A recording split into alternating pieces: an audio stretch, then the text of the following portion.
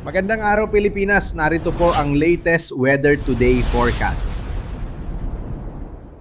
Update po muna tayo dito sa binabantayan nating bagyong si Paulo mula sa nilabas natin Tropical Cyclone Bulletin kaninang 5 a.m.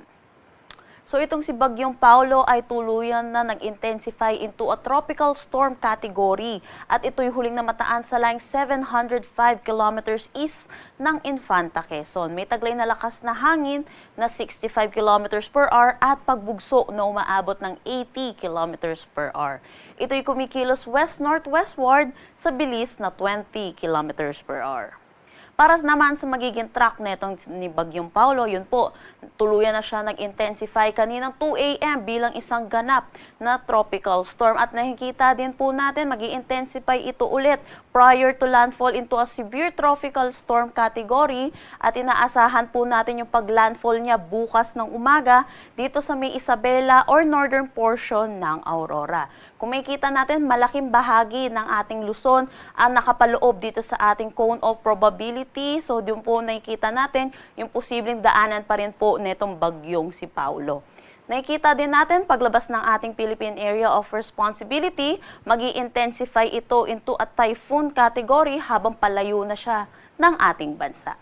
So yun po, iba yung pag-iingat mo para sa ating mga kababayan dahil nakikita po natin magla-landfall po itong si Paulo at huwag po nating hintayin kung saan po magla-landfall po itong si Paulo.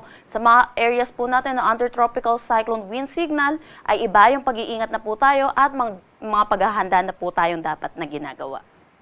Para naman sa ating tropical cyclone wind signal, nagdagdag na po tayo ng areas na under tropical cyclone wind signal number 1 dito sa mainland Cagayan, Isabela, Quirino, Nueva Vizcaya, Apayao, Abra, Kalinga, Mountain Province, Ifugao, Benguet, Ilocos Norte at Ilocos Sur.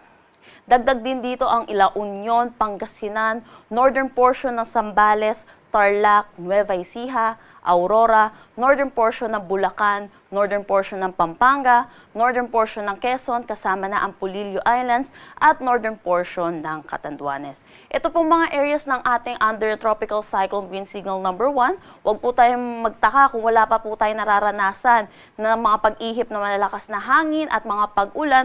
Dulot na itong tropical cyclone wind signal number 1 ay tinataas po natin. At ito po ay may lead time na 36 hours para makapaghanda ang ating mga kababayan bago po tumama or bago tumawid ng ating kalupaan itong si Bagyong si Paulo.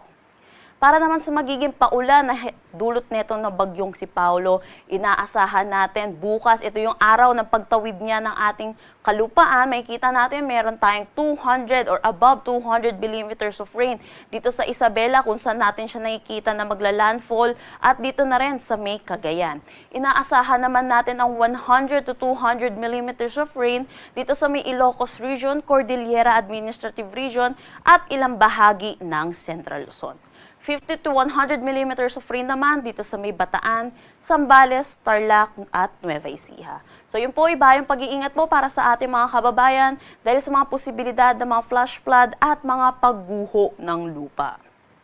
Para naman sa Saturday, ito po yung paglayo na ng bagyong si Paulo dito sa ating kalupaan. Kung makikita natin, meron pa rin naman tayo nakikita ng significant rainfall, lalo na dito sa western section ng ating bansa, particularly dito sa may Ilocos Norte, Ilocos Sur, La Union at Pangasinan. Posible po yung kaulapan nito ni Paulo habang palayo siya ng ating bansa ay magdadala pa rin po ng mga pag-ulan, lalo na po dito sa Luzon. Pero dito po, 50 to 100 millimeters of rain ang inaasahan sa mga under po ng ating yellow na color. Para naman sa ating storm surge warning na nilabas kaninang 2 a.m., inaasahan pa rin natin yung taas ng daluyong ng 1 to 2 meters dito sa may Aurora, Cagayan, Isabela, Quezon, Camarines Norte, Camarines Sur at Catanduanes. So iba yung pag-iingat po para sa ating mga kababayan, lalo na po sa mga nakatira sa coastal areas po natin at makinig po tayo sa ating mga local government units hinggil sa mga paglikas na kailangan po nating gawin.